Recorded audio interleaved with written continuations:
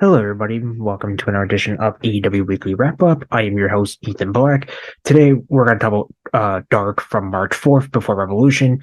AEW Revolution, it's just really just going to be reading down results. And then the weekly wrap up from March 10th, 6th through tonight, March 10th. Also give you a rundown of tonight's Rampage card and next week's shows. So let's just get right started.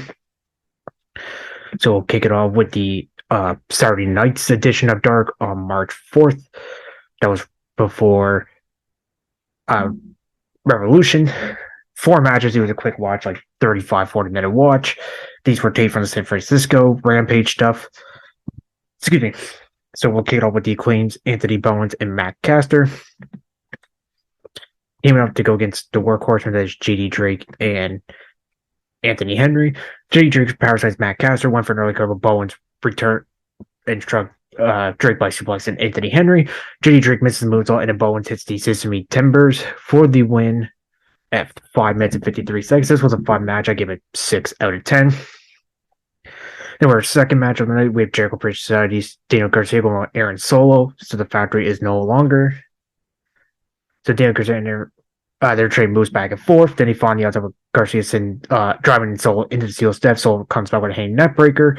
Solo hits a double step off the top onto Garcia. Solo goes back up to the top by Sammy Guevara.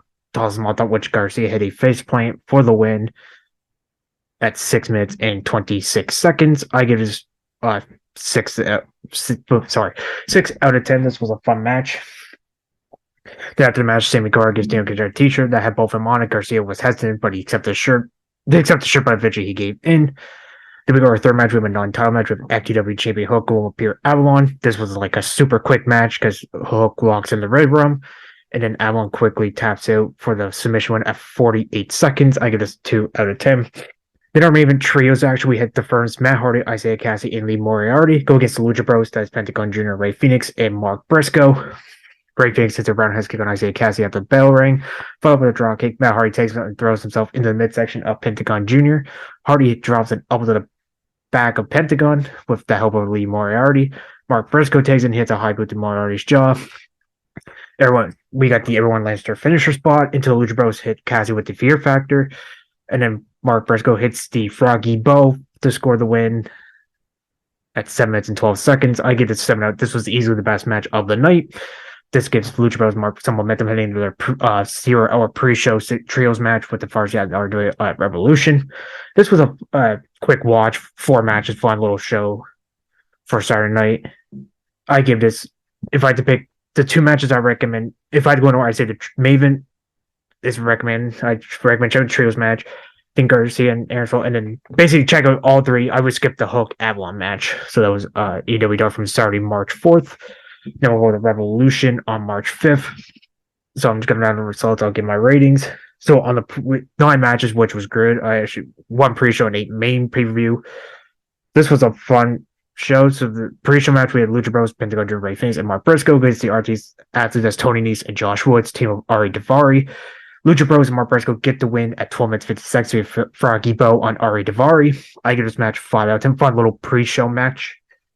And Pro Wrestling pre-show was just interviews between RG City and Renee Paquette with different during the show. But that was the pre-show. So we go to our actual match. We have Ricky Starks going against Chris Jericho. And Ricky Starks gets the win at 13 minutes and 35 seconds via Rambo show. I give this match 7 out of 10. This was an excellent match to kick off Revolution. Starks gets a second win over Chris Jericho. I did like the end there where pretty much JX was banned from ringside, so Starks had to single leg crab. Jericho, a little bit was stopped by Sammy Guevara, walks on around. He was supposed to be banned by Ash Andrade. Spears him, Aubrey distracts. Jericho hits Floyd. Starks with Floyd the baseball bat. And it goes for two spots, but Starks blocks his lyrics and feature ran a show for Jericho, puts away Jericho. Like I said, this was an excellent match to kick it off. I give it 7 out of 10. Here we are, our second match, the final burial match was a cat match. Jungle Boy Jack Perry goes well, Christian Cage. Jungle Boy gets the win at 19 minutes and 17 seconds. This was another excellent match. I just 8 out of 10. I recommend checking this match out. And then we go to our next match for the trios titles. We have the House of Blacks, Malachi Black, Brody King, Buddy Matthews. They defeat the Elite, the current champs, that is the Young Bucks, Mad Nick Jackson, and Kenny Omega via Dungeons on Matt Jackson at 18 minutes is when the trios, so they are the third ever trios champions. I give this match 9 out. This is another recommended match. In our next match, a triple threat match for the women's title. Jamie Hayter defends Soraya and Ruby Soho. Jamie Hayter retains her women's title at 10 minutes via crucifix pin on Ruby Soho. This was actually not a bad triple threat match, even though storyline I was not a big fan of. But I give this match 6 out of 10. This was a fun little triple threat match. Then after the match, Toni Storm attacks Britt Baker, and Ruby Soho tosses her straight out of the ring. She does raise up Jamie Hayter's hand, but lays her out with the no future before Storm and Saraya attacked her and Baker at ringside, and Toni Storm broke the cameraman's camera and then spray painted the green L and painted Hayter and Baker. So Ruby Soho joins the outsiders, the inside of AEW. I don't know what to call the group, but the triple threat match wasn't bad. The post match wasn't too bad either. But that one gets 6 out of 10. So our sixth match of the night, or fifth on the main show, a Texas death match. Heyman Page against Jon Moxley. Heyman Page gets the win by making Moxley tap out with the wins by submission at 24 minutes 45 seconds via chain choke while Moxley was hanging on the apron. This was actually a fun match. It was 8 out of 10. Some parts, if you're watching this match, you scratch your slides because there's a lot of blood. Not surprising with Jon Moxley. But there was, because there's one spot where Moxley hits Heyman Page with the fork multiple times. So if you're kind of scary, but blind stuff, like watch your fear discretion. Then our seventh match for the TNT title. This is pretty much the calm down match. Samoa Joe defends against Wardlow. Wardlow wins the title at 10 minutes and 40 seconds via referee stoppage, where he had Joe in a rear naked choke, and the referee does the 3 arm spots, so he calls the bell. I give it a 6 out of 10. Honestly, out of these matches, this was the weakest one of the show. And then our semi-main event for the AEW World Titles in a field 4 match, the champions, the Guns, Austin and Cole into Vegas, Anthony Boss, Matt Caster, the Acclaim, Jeff Jarrett and Jay Lethal, and best friends, all like champion Orange Cassidy and Danhausen. Yes, I know they changed the title, but I'll get them more in Dynamite. But as of last recording this, still title the All Elite title. So the Guns do retain the titles at 13 minutes and 35 seconds when they pinned Danhausen with the 3-1 Yama. I didn't like this match at all. It was fun. It was all right. Like, it was fine. I give this 4 out of 10.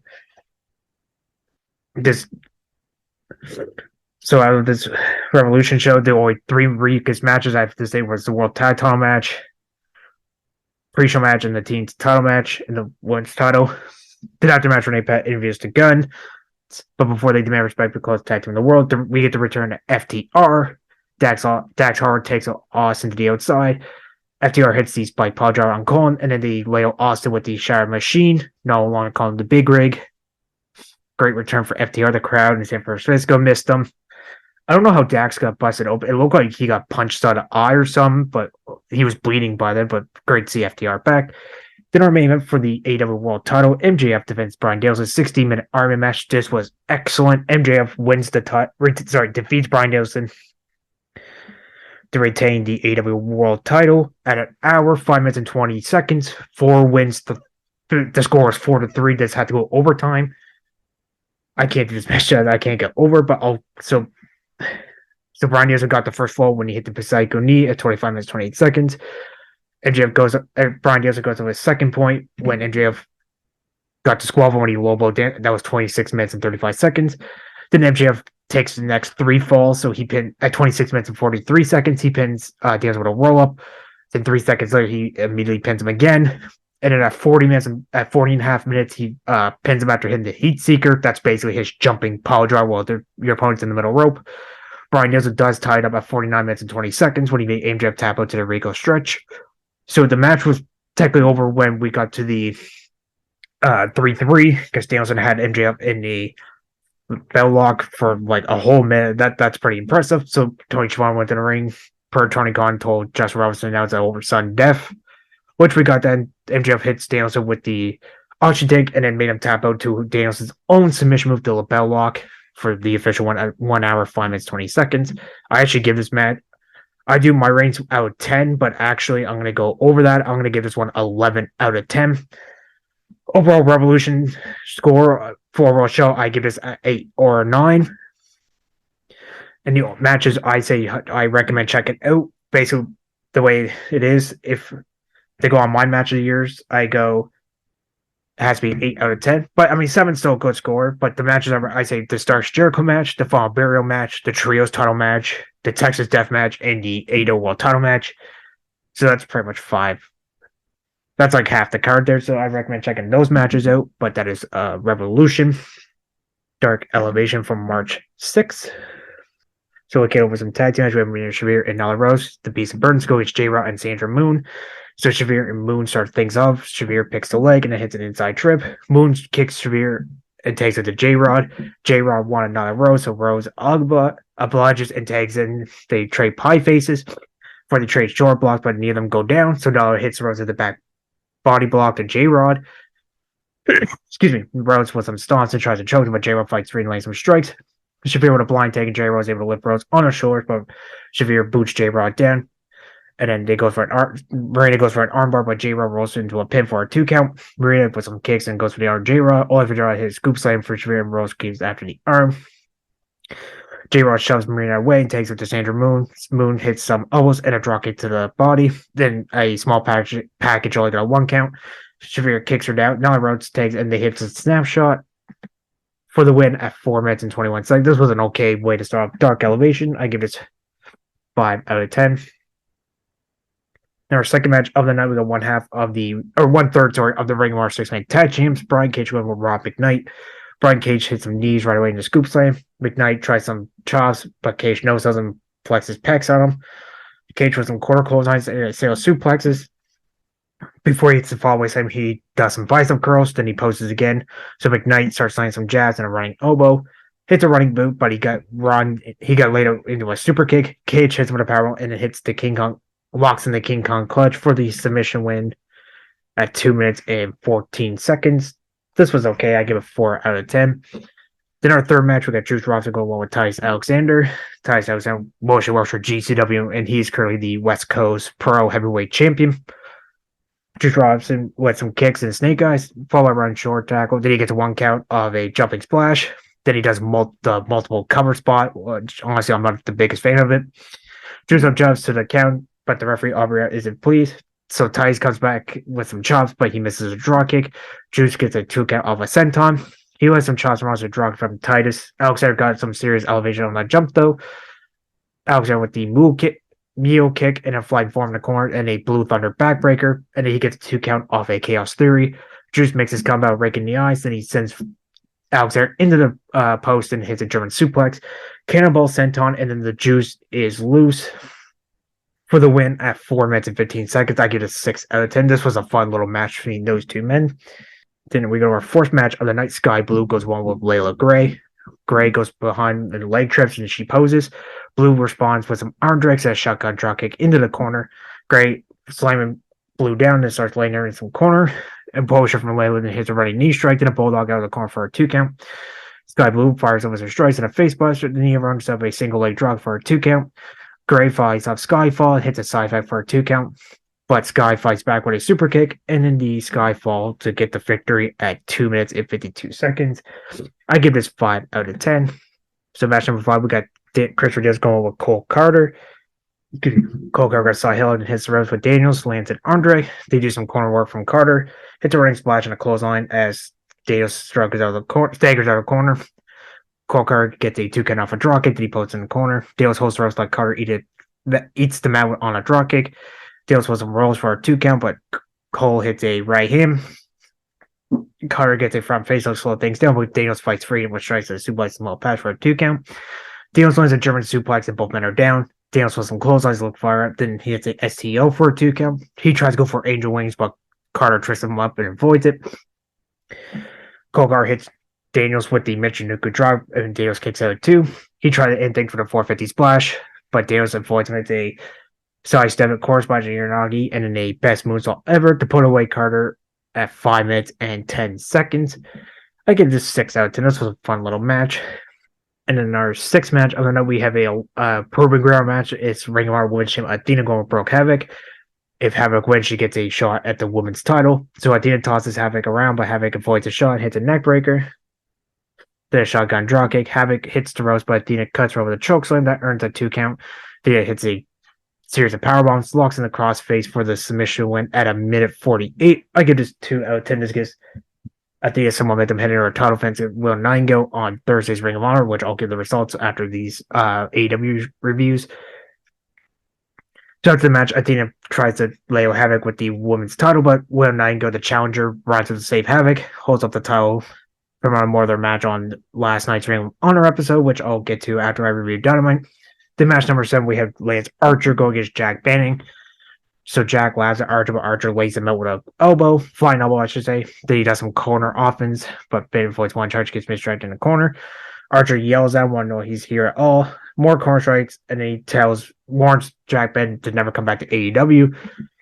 Archer tries to go for a blackout, but Banning slips straight, hits a few kicks. Archer just no-sells him, so Banning slaps him, but Archer lays him out with a powerbomb and then a lariat for the win at 3 minutes and 25 seconds. This was pretty much a squash match. I give it 2 out of 10. Then our 8th and final match, the main event of the evening, Evil Uno versus Dark Order go against Lee Johnson. Cold Card distracts Evil Uno at the bell, allowing Lee to hit some strikes. Uno fires back with some strikes. He just pounds Johnson down to the mat with certain chops. Lee tries to powder, but Evil Uno falls him and runs him over a short block. But Cork and then followed by a stiff over the Cold Carter. So they get back in the ring, they hit the roast, but Johnson connects with a draw kick. Johnson hits some chops, but Evil Uno gets fired up, who asks for more. Then he chops Johnson. Then Lee with a breaks the odds of Evil Uno. He distracts the referee, so Carter hits a cheap shot. We get some trash talk from Johnson, but Uno fires with strikes, so I get hit with a super kick. But he recovers quickly as he hits a clothesline. Johnson lands a boot, but Uno cuts him over to eye poke. And a right hand more closes from Uno, then he heads up the top of the Swanton Bomb for a 2 count. Lee Johnson hits a super kick, then a Death Valley drop by kick, and a standing moonsault. Another super kick from Lee Johnson. He goes to the top rope, but he misses basically gets a flying nothing. Uno hits a boot, and then a power driver for the win at 4 minutes and 33 seconds. Fun little main. I give this 6 out of 10. This was a fun main event. So that was Dark Elevation there. Not a bad show. If I recommend match, I say check out the Juice Rousey Tyus Alexander match. Chris Rodriguez versus Cole Carter, and Evil Uno versus Lee Johnson.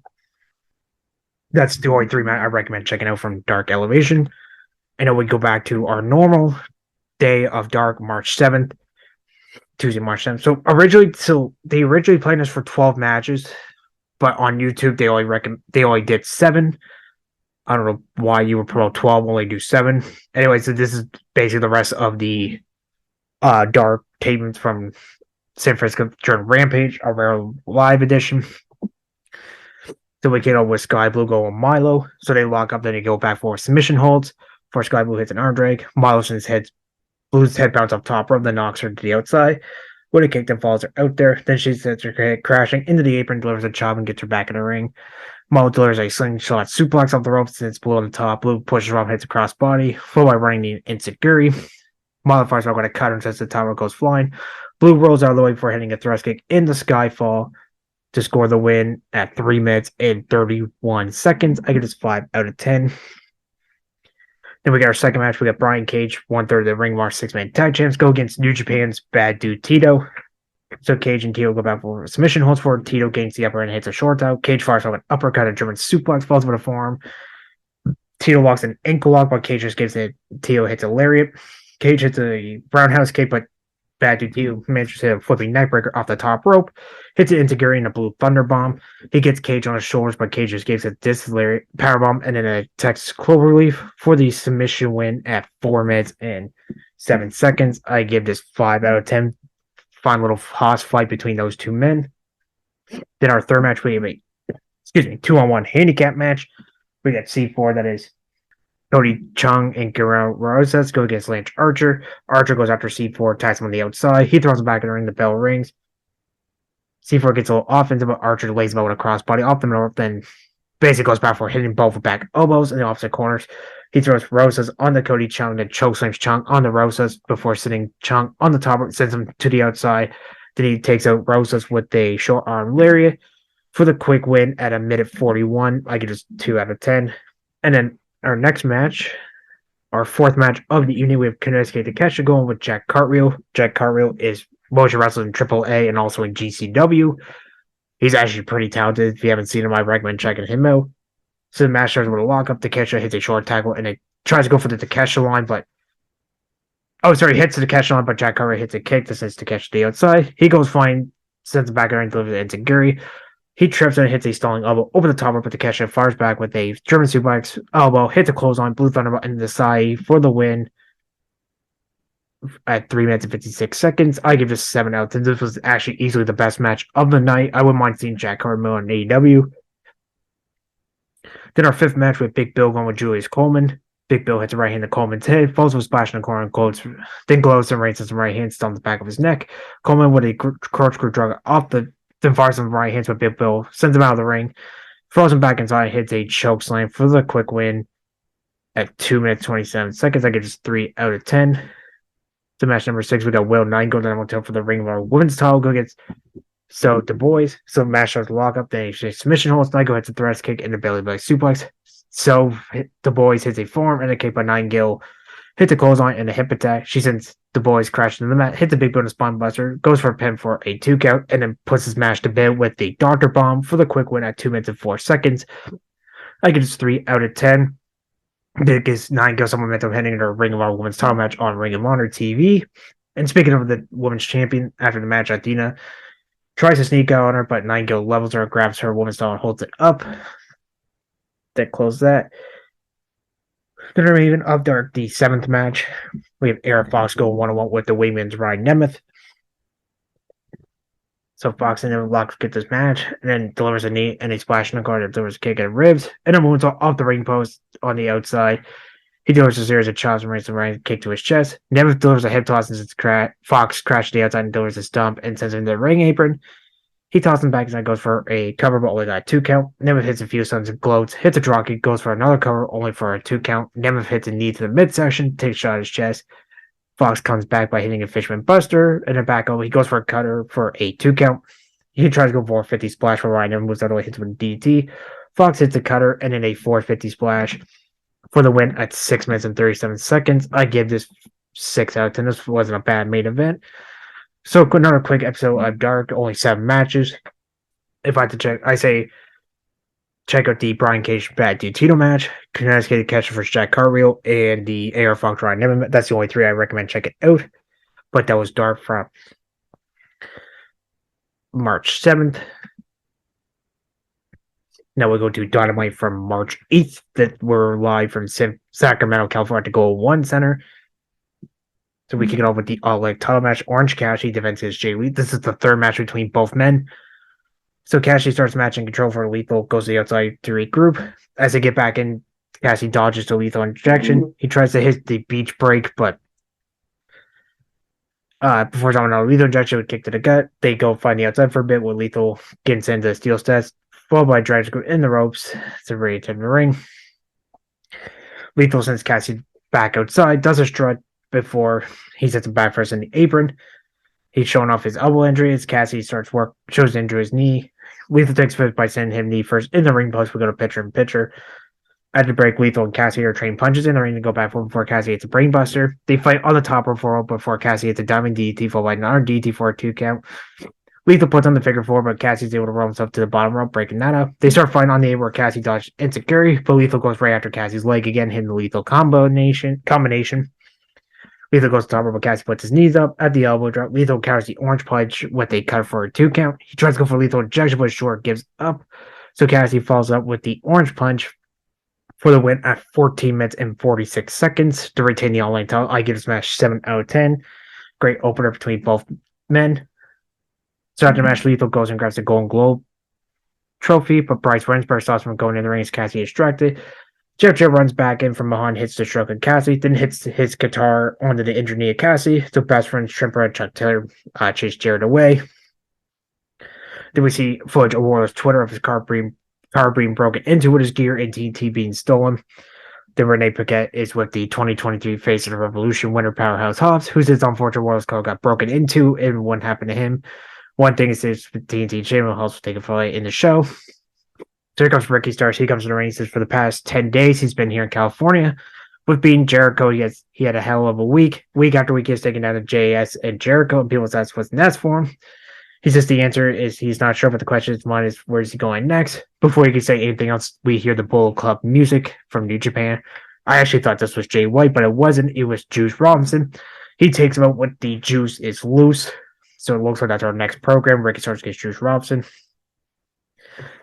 So after the break, Tony Schiavone is with the TNT champion Wardlow, who's wearing an FTR shirt, says his buddies let him borrow some clothes, but says he's dressed for he's dressed as tonight's TNT title match, championship false count anywhere match, and it was to be TNT champion, whether he has the physical title or not.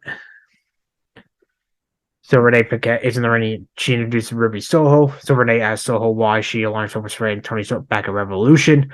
Ruby says it's obvious, shouldn't have to come surprise fans create this monster. So Ruby says her very first women's title match back Grand Slam 2021 against Britt Baker. When Baker won, people were thrilled. Then she also brings up going against Chris Styler in the semifinals of the Women's Owen Hart tournament last year. And after she beats Styler, they boo her out of the building, which is true. They did boo her out of the building. Then Ruby said she told Jimmy here pin her at Revolution. Maybe nobody was ever going to come to her defense or be mad when she lost or appreciate her. So mentioned she wasn't the one bringing them, as they called it, as them calling up Tony Storm and interim women's champion after begging Sarray to come out of town. Everybody came after her. So talked about Outcast and gave AEW as they came to rebuild the women's division. She said you can't build on broken foundation. You can demolish, start something new, and cause everybody to back rookies who they deserve the world. Tony Khan and everyone gives them before asking her opponent Sky Blue to come out. So we go to that match now. Ruby Soho go get Sky Blue. Soho goes right after Blue in this match. Soho takes Blue down with a step up into Gary before kicking away Blue. Sky struggles to get up, but is able to land a slap on Ruby. Ruby blocks Blue and takes her down for a 2 count as we go to commercial break. We come out from breaks. Ruby and control hits pair of sales suplexes to Blue. Sky comes on, hands it into Gary Blue in the corner for a top rope crossbody, gets a 2 count. Tries to go for the cold Blue, but Soho blocks it before blocking Sky with a hair pull and hits Destination Unknown for the win at 6 minutes and 47 seconds. This was all right. I give it 4 out of 10. Then after the match, Tony joins Ray, joins Soho in the ring, start praying Sky Blue for 1-9 go, runs the ring, tries to talk to him, sits in the Ruby, but Ray and Tony are tired from behind. Soho takes her with the no future and then starts spray painting her as well to close out that segment. Then we go backstage. Renee Paquette is with Adam Page, who has a black eye after that brutal Texas Death Match of Revolution. So she asks how he was doing.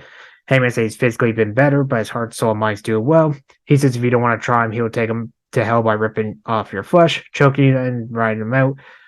Renee asks if the rivalry with Moxley is done, as Paige apologizes for what she had said, and she had to blame someone not to look at him after Texas Death. He is finished with them.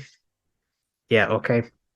Excuse me. We see a bloody footage from a bloody AEW World Champ after Revolution. He's made the Dragon tap out, and maybe he's a devil with horns coming over his forehead and has the grand prize. Them all with the AEW World title. Now it's time to celebrate, but he brings up next week, March 15th, being his birthday. It's not going to be a regular birthday. He's going to have his bar mitzvah. Edge of Incident, the Ring of Terror has just begun to close that segment. We go back to ringside. Tony Schiavone's in the ring. Welcomes FTR, who gets a big reaction from the crowd here in Sacramento. Cash Wheeler talks about how he missed this, but how the last couple of months have been bad to him. Before bringing up all the titles and matches they had lost, before bringing losing one of their best friends in wrestling. As the crowd starts chanting for Jay Briscoe, Wheeler says he had to recharge, but he can't send home as the Guns calls his best tag team in wrestling. Cash admits that they were good, but they're also spoiled, entitled, disrespectful little buttholes, and how their father gave them everything they could ask for, which is something his own father couldn't do for him. Cash says he did teach him how to respect and not fight, how to be respectful and fight, and will teach the Guns as well. Dax Harwood talks about how he cares for all the fans here, and when he thought he couldn't be loved, the fans in pro wrestling never left him, and he loves them too. Harwood brings out December, close to book of the greatest trilogy ever. They ended up creating that feeling stayed away from the Guns, and now it's time for retribution to get even. It'd be easy to beat them. Now they have to beat them come the new AEW World Tag Team Champs, and they have to do it for them, the Briscoes, and all the fans to close that segment. I imagine that'll probably be a double or nothing match, maybe. If not, probably a special Dynamite episode. We don't know.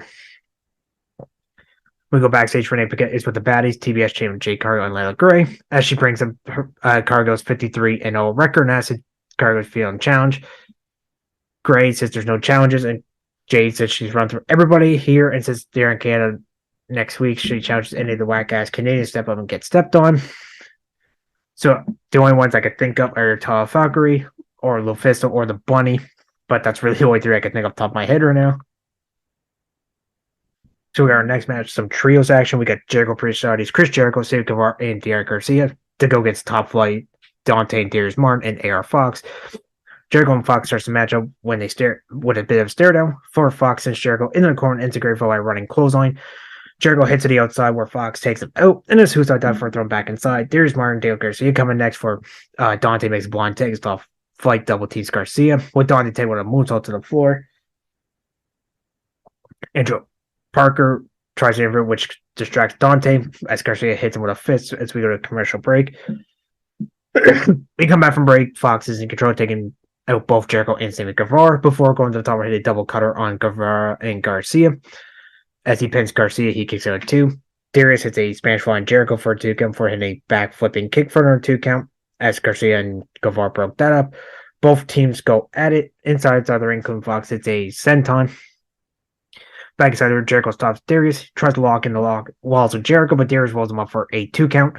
As operates was tried, Jake Hager takes out Darius with Lloyd the baseball bat before Jericho hits the juice effect to score the win at 9 minutes and 41 seconds. This was a fun match. I give it 6 out of 10. Then after the match, Angel Park gets on the mic, calls it the best trios win in history, and calls for a second round to light the beam. Then Matt Menard says tonight is the 1-year anniversary of Jericho Priest. On their nameplate, it said yesterday was the one. Anyway, not the point. Before Dan Garcia says today should be the number 10 for the trios titles. Guevara calls himself the sexiest grip alive before Jake Hager screams that he likes his sexy hat. Jericho calls with the champs the House of Black and tells them to turn the lights off and come to the ring. So the lights do go out, but when it's coming back, it's the Elite. Kenny Omega says that for the last couple of years, they haven't gotten each other's businesses. He starts talking about the trios titles, but Don Callis comes out, takes the mic, says the Elite established those trios titles, and after the match, they had a revolution. It's obvious that the Elites are the number 1 contenders, and not the JAS. Before Don brings up he's been friends with Jericho for 33 years, and he agrees he's one of the best wrestlers of all time, but only second best wrestler from Winnipeg. Callis says he had a couple months to train. Jericho will be number 3 before Jericho tells him to come to the ring, but the lights go out again. When they came on, we see the new champs, House of Black, for a brief second. They want the trios to come get them, but they appear on stage to come get them to close that segment. Then we go to Tony Khan, who has a special announcement. Tony said he's going to honor Orange Cassidy Open Challenge next week as Jeff Jarrett, but it'll be the following time. It would be the All-Out title, as in partial with System the Fairy to Gods. It will be renamed the International title. Honestly, they should have named that International from the beginning, not the All-Out title, but whatever. Better late than never. Then we see footage of Brian Neal's on Revolution, where he's in near tears, says he realized MJF was right. His whole career thought it was best to fight, but when he woke up from being unconscious, his first thought was to fight. Then he realized he couldn't feel his arms or his left leg. When MJF said he could be able to play with his kids, he dawned on him that he was right and put himself before his family, and that made him fortunate for tapping it's time for him to go home. Then we go to that fourth match, short tag team match. We got Dark Order, John Silver, and Alex Ron go against John Moxley and Claudio Castagnoli, the Ring of World Champion of Blackpool Combat Club. Claudio goes after Silver as Moxley goes after Reynolds on the outside before coming and going after Silver. So Claudio and Silver go back and forth before John hits a suplex, but Claudio tags Reynolds and Moxley. Blackpool Combat takes in and out as they go after Silver, going to lay jump on Claudio for a 2 count. Castagnoli keeps Silver in the corner, body shots, uppercuts, but Silver comes back with dropping Castagnoli on the turnbuckle, makes a hot take to Reynolds. Reynolds goes right after Castagnoli and with an uppercut, then he takes Moxley with a tope suicida. Claudio was able to take Reynolds off top rope where Moxley tags him on the outside before we go to picture break. We come back from break. Claudio's holding Reynolds down the mat, but Reynolds fights his way out and hits a double stomp on Claudio. So Reynolds just gets in and makes a hot tag to John Silver. And as he kicks Moxley in the corner, they run the ropes where Silver hits a couple of kicks and German suplex for a 2 count. Moxley starts kicking away till Silver knocks him out with a punch. Moxley traps Silver in a triangle choke, but Silver gets out and puts submission with knees. Claudio breaks that up, but Dark Order takes over with an uppercut. They start double team Moxley. Moxley catches Reynolds with a rear choke and turns it a half and half suplex. Moxley puts on chokehold for the submission win at 10 minutes and 28 seconds. This was a fun match. I give it 6 out of 10. Then after the match, Moxley keeps the move on Reynolds before Silver tries to break it up. Claudio sends Silver to the outside as Moxley puts a bulldog choke on Reynolds. Here comes Evil Uno. He takes out Wirio on the floor to close on. He goes after Moxley, but Yuta comes right back and takes him out from behind. They get to an attack on Evil Uno for a head man. Adam Page runs out. Page walks past Moxley and punches Castagnoli. Back will come and jumps on Page before the officials break that up to close that segment. Then we go backstage. Renee Paquette is with the Acclaim, who says they're back on the road to the AEW World Tag Team titles, but they got interrupted by JS's Angel Parker, Matt Menard. Parker said they love the Acclaim. Menard said they love rap music. Parker calls them sports entertainer at heart and offers spot in the JS, but Acclaim just laughs in their face and walks away. So we go to our main event. We have the TNT title Falls Count Anywhere match. Wardlow, the champion, defense against the winner of the Face of Revolution ladder match, Powerhouse Hobbs. So this match, you can win by pinfall, surrender, or knockout. So we hear Wardlow's music, but we don't see him come right out. We go to the parking area where they're both men are brawling. They're fighting on the car. Hobbs throws a keg, but got thrown into a window. So the bell officially starts as we go to picture-in-picture. We come back from the break. They made their way to the ring where Wardlow hits the Spinebuster. But Hobbs gets back one up and hit one of his own. Wardlow goes up as well, and they start trading punches for. Wardlow takes down Hobbs with a lariat. Then Wardlow hits the F10 for a 2 count. Hobbs comes right back with 2 more Spinebusters, but Wardlow still kicks out. They go to the outside. Hobbs sends Wardlow into the barricade for grabbing a table from under the ring. Wardlow places on him, hits a swanton off the top for a 2 count. Wardlow falls by power of Hobbs on the ramp, which that actually looked really painful. Before table, all the way near the commentary table. Try to go for another one. QT Marshall comes out of nowhere and takes Wardlow with a steel chair. So he no-sold the back one, so Wardlow tried to grab Marshall by the throat, but QT kicks him in the private area, then hits a chair shot to the head, almost like the Rock Can Shamrock. Forgot my thought there for a second. So QT Martin Powerhouse hit the double problem to Wardlow off the stage for like a padding area, and Paul Turner counts down for a 10 count. So Powerhouse Hobbs is the new TNT champion at 10 minutes and 55 seconds. I was going to get a 6 out of 10, but honestly, QT must kind of ruined that for me. We didn't need him in there, but this was fun between 2 horses, and honestly, it was kind of pointless pulling the team tail on Wardlow for literally 3 days before losing. Honestly, it should just stayed on Joe at that rate. But it wasn't a bad episode of Dynamite. Honestly, the only match I actually recommend checking out, or matches I'll say, pretty much all of them. I'd probably skip the Soho Sky Blue match if I had to pick one. So that is Dynamite. So I'll run out the shows real quick before I get to the Ring of Honor stuff. So tonight's Rampage with Anthony Bowens, Matt Castle, the Acclaim. Go get Starboy, Charlie, and Jack Cartwheel. Riho versus Nyla Rose, the battle of the first 2 women's champions. Kanosuke Takeshi goes with Preston Fans, and Sammy Guevara goes Action Andrade. Monday's Dark Elevations, spoilers. So JK goes on Levi Shapiro. Maria Shapiro goes on Mighty Mara. Brian Cage goes on Jack Cartwheel. Butcher and the Blade go against Medallias Creed and Finny Massaro in tag team action. Ring of Honor Women's Champion, I think, goes on Ender Monday. Chuck Taylor and Trampa are best friends because Emily and Starboy Charlie. And more tag team action with Lucha Bros, Pentagon Jr., and Ray Phoenix go against the Wingmans, Ryan and Pierre Avalon. And Dynamite on Wednesday, we have Jay Carter defending TBS against a mystery opponent in a triple threat match for the trio styles with the new champs House of Black versus the Elite and Jericho British Society's Chris Jericho safeguard Dan Garcia. Orange Cassidy defends the international title against Jeff Jarrett. And another one that was added today, we have the Blackpool Comic Club's John Monster World Champion Claudio Castagnoli in the Pure Chamber with Yuta. Dugas Dark Lord Evil and the returning Stu Grayson and Adam Page. Since they're in Winnipeg, they're bringing him back. So that is the AEW Weekly wrap up. So I'm just going to run down the Ring of Honor stuff right quick. So this is episode 2 on March 9th. So for the TV Toss, Mojo retains against Tony Deppen, 5 minutes 27 seconds in the opening match. Our second match, we had Trio Sash with the boys, Brennan and Brent Tate. Teams up with Don Castle to defeat C4, Cody Chong, Guillermo Rosas, and Marcus Cross, 5 minutes 29 seconds. In tag team match, we had Lad Fashion and Gonzalez, Jurassico and Roosh. They defeat Spanish Nails Projects and Helgo and Serpentico. Trish Adora defeat Billy Starks, 5 minutes 42 seconds. The Trustbusters are defeating Slim J, defeat Jake Christ and Manscared Jake Manning, 2 minutes and 48 seconds. Where you retain his pure title against Timothy Thatcher, 12 minutes and 38 seconds. I recommend checking that match out. And more tag team match with Aussie Open, Kyle Fletcher and Mark Davis, who are actually competing right now at the New Japan Pro Wrestling's New Japan Cup. They defeat Red Ties and Trace Foundation, 10 minutes and 19 seconds. That's another match I recommend checking out. Eddie Kingston Bandijo in 41 seconds. In the main event, Athena retained her women's title against Will Nango, 14 minutes and 44 seconds. I should recommend checking that match. So, sorry, for my rating. So, the TV title match, I give 6 out of 10. The trios match, the Don Castle C4 Bar Control, I give that one 4 out of 10. The LFY for Smash Knowledge Project, I give that one 5 out of 10. Trisha Dorf and Billy Starks gets a 6 out of 10.